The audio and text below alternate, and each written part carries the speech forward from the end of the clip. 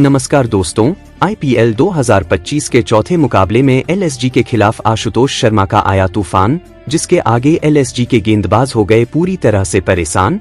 जी हां दोस्तों, पहले तो डीसी के गेंदबाज मिचेल स्टार्क और कुलदीप यादव ने एलएसजी की टीम को बुरी तरह से धूल चटाया, जिसके चलते एलएसजी की टीम ने 209 रन ही बना पाया। फिर उसके बाद आशुतोष शर्मा और विपराज का तूफान आया, जिसके चलते डीसी ने एलएसजी की टीम को बहुत बुरी तरह से हराया। तो क्या है दोस्तों आईपीएल 2025 के चौथे मुकाबले की डीसी और एलएसजी के मैच की पूरी हाईलाइट बताएंगे आपको हमारी इस वीडियो में पूरी खबर। लेकिन उससे पहले दोस्तों, अगर आप भी आशुतोष शर्मा के विस्फोटक पारी से खुश हैं तो इस वीडियो को दिल से एक लाइक और चैनल को सब्सक्राइब करके इस यूट्यूब फैमिली से जुड़ जाइए।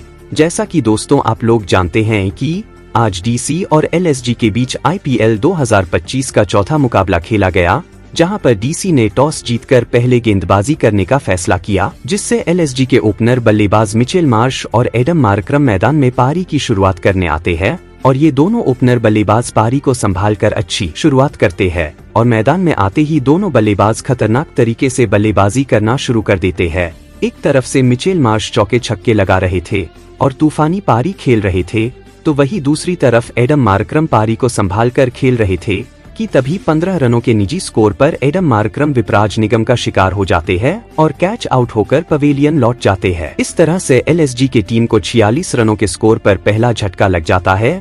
फिर मैदान में मिचेल मार्श का साथ देने निकोलस पूरन आते हैं और आते ही पारी की शुरुआत चौके के साथ करते हैं, तो वही दूसरी तरफ मिचेल मार्श मात्र 21 गेंदों में 5 चौके और 4 छक्कों की मदद से अपने अर्धशतक को पूरा करते हैं। उसके बाद निकोलस पूरन भी विस्फोटक पारी खेलना शुरू कर देते हैं और दोनों बल्लेबाजों ने मिलकर मात्र 8.1 ओवर में ही टीम के स्कोर को 100 रनों पर पहुंचा दिया कि तभी रन गति को और तेज करने के चक्कर में 72 रनों के निजी स्कोर पर मिचेल मार्श मुकेश कुमार का शिकार हो जाते हैं और कैच आउट होकर पवेलियन लौट जाते हैं। इस तरह से एलएसजी की टीम को 133 रनों के स्कोर पर दूसरा बड़ा झटका लग जाता है। फिर मैदान में पूरन का साथ देने कप्तान ऋषभ पंत आते हैं और ये कुछ नहीं कर पाते हैं और 0 रन पर कुलदीप यादव का शिकार हो जाते हैं और कैच आउट होकर पवेलियन लौट जाते हैं। इस तरह से एलएसजी के टीम को 169 रनों के स्कोर पर तीसरा बड़ा झटका लग जाता है।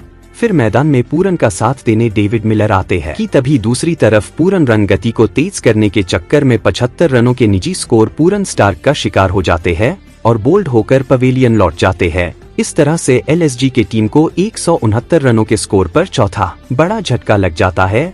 फिर मैदान में मिलर का साथ देने आयुष बड़ोनी आते हैं और दोनों बल्लेबाजों ने मिलकर पारी को संभालकर खेलना शुरू कर देते हैं कि तभी आयुष बड़ोनी कुलदीप यादव का शिकार हो जाते हैं और 4 रनों के निजी स्कोर पर कैच आउट होकर पवेलियन लौट जाते हैं। इस तरह से एलएसजी की टीम को 177 रनों स्कोर पर पांचवा झटका लग जाता है। फिर मैदान में मिलर का साथ देने शार्दुल ठाकुर आते हैं और आते ही रन आउट होकर पवेलियन लौट जाते हैं। इस तरह से लसक की टीम को 177 रनों के स्कोर पर छठवां झटका लग जाता है। फिर मिलर का साथ देने मैदान में शाहबाज अहमद आते हैं और आते ही 9 रनों के निजी स्कोर पर मिचेल स्टार्क का शिकार हो जाते हैं और कैच आउट होकर पवेलियन लौट जाते हैं। इस तरह से एलएसजी की टीम को 194 रनों के स्कोर पर 7वां झटका लग जाता है। फिर मैदान में रवि बिश्नोई आते हैं और आते ही स्टार्क का शिकार हो जाते हैं और बोल्ड होकर पवेलियन लौट जाते हैं। इस तरह से एलएसजी की टीम को 194 रनों के स्कोर पर ही 8वां झटका लग जाता है। फिर मैदान में दिग्वेश राठी आते हैं।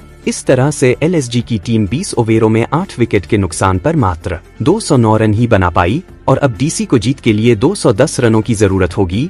बता दे दोस्तों कि एलएसजी की तरफ से सबसे ज्यादा पूरन ने 75 रनों की पारी खेली, तो वही मिचेल मार्श ने 72 रनों की पारी खेली और डीसी की तरफ से गेंदबाजी करते हुए सबसे ज्यादा स्टार्क ने 3 विकेट चटकाए, तो वही कुलदीप यादव ने 2 विकेट चटकाए। अब 210 रनों के लक्ष्य का पीछा करने डीसी के ओपनर बल्लेबाज फाफ डु प्लेसिस और जैक फ्रेजर मगर मैदान में आते हैं और इनकी शुरुआत अच्छी नहीं होती है, क्योंकि शार्दुल ठाकुर के पहले ही ओवर में 1 रनों के निजी स्कोर पर जैक फ्रेजर मगर कैच आउट हो जाते हैं और पवेलियन लौट जाते हैं। इस तरह से डीसी के टीम को मात्र 2 रनों के स्कोर पर ही पहला झटका लग जाता है। फिर मैदान में अभिषेक पोरेल आते हैं और आते ही शार्दुल ठाकुर का शिकार हो जाते हैं और 0 रन के स्कोर पर कैच आउट होकर पवेलियन लौट जाते हैं। इस तरह से डीसी के टीम को मात्र 2 रनों के स्कोर पर ही दूसरा बड़ा झटका लग जाता है।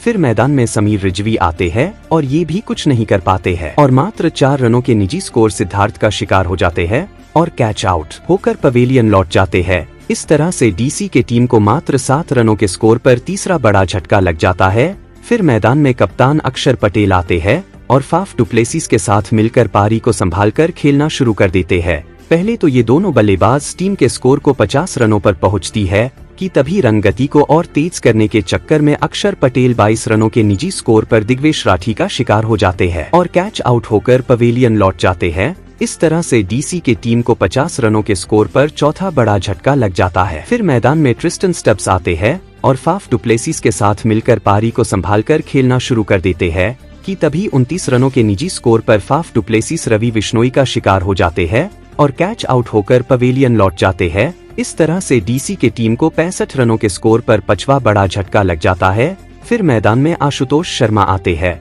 और आते ही दोनों बल्लेबाजों ने मिलकर पारी को संभालकर खेलना शुरू कर देते हैं और टीम के स्कोर को 100 रनों के पार पहुंचते हैं। फिर उसके बाद ट्रिस्टन स्टब्स रन गति को तेज करने के चक्कर में 34 रनों के निजी स्कोर पर सिद्धार्थ का शिकार हो जाते हैं और बोल्ड होकर पवेलियन लौट जाते हैं। इस तरह से डीसी के टीम को 113 रनों के स्कोर पर 6वां झटका लग जाता है। फिर मैदान में विपराज निगम आते हैं और आते ही विस्फोटक पारी खेलना शुरू कर देते हैं, मानो कि हारती हुई डीसी के टीम को एक आस जगा देते हैं और आशुतोष शर्मा के साथ मिलकर पहले तो टीम के स्कोर को 150 रनों के पार पहुंचाया कि तभी रन गति को और तेज करने के चक्कर में विपराज निगम 39 रनों के निजी स्कोर पर दिग्वेश राठी का शिकार हो जाते हैं और कैच आउट होकर पवेलियन लौट जाते हैं। इस तरह से डीसी के टीम को 168 रनों के स्कोर पर 7वां झटका लग जाता है। फिर मैदान में मिचेल स्टार्क आते हैं और आते ही 2 रनों के निजी स्कोर पर रवि बिश्नोई का शिकार हो जाते हैं और कैच आउट होकर पवेलियन लौट जाते हैं। इस तरह से डीसी के टीम को 171 रनों के स्कोर पर 8वां झटका लग जाता है। फिर मैदान में कुलदीप यादव आते हैं। इस समय डीसी के टीम को जीत के लिए 27 गेंदों में 59 रनों की जरूरत होती है कि तभी आशुतोष शर्मा विस्फोटक पारी खेलना शुरू कर देते हैं और डीसी के टीम को जीत के मुहाने तक ला देते हैं कि तभी 4 रनों के निजी स्कोर पर कुलदीप यादव रन आउट हो जाते हैं और पवेलियन लौट जाते हैं। इस तरह से डीसी के टीम को 192 रनों के स्कोर पर 9वां झटका लग जाता है। अब मैदान में मोहित शर्मा आते हैं जो कि डीसी की अंतिम जोड़ी होती है और डीसी को जीत के लिए 12 गेंदों में 18 रनों की जरूरत होती है, जिसे आशुतोष शर्मा ने खतरनाक अंदाज में बल्लेबाजी करते हुए अपने टीम को 3 गेंद पहले ही जीता देते हैं। इस तरह से डीसी की टीम एलएसजी के टीम को 1 विकेट से हरा देती है। बता दे दोस्तों कि डीसी की तरफ से आशुतोष शर्मा ने सबसे ज्यादा नाबाद रहते हुए 66 रनों की पारी खेली, जिसमें इन्होंने 5 चौके और 5 गगनचुंबी छक्के लगाए। तो वही विपराज निगम ने 39 रनों की पारी खेली। तो दोस्तों इस वीडियो में बस इतना ही। ऐसे ही आईपीएल से जुड़ी हर जानकारी के लिए इस यूट्यूब चैनल को सब्सक्राइब करके हमारे यूट्यूब फैमिली से जुड़ जाइए। धन्यवाद।